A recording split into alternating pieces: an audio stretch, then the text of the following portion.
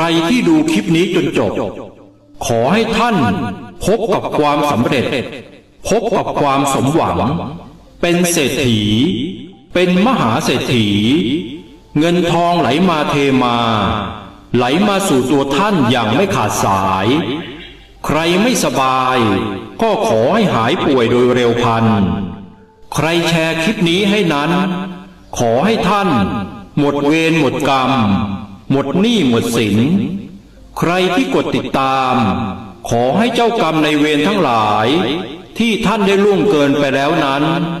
ทั้งต่อหน้าก็ดีทั้งลับหลังก็ดีทั้งตั้งใจก็ดีทั้งไม่ตั้งใจก็ดีได้โปรดอโหสิกรรมได้โปรดทุเลากรรมให้กับตัวท่านตั้งแต่บัดนี้เป็นต้นไปด้วยเถิดสาธุ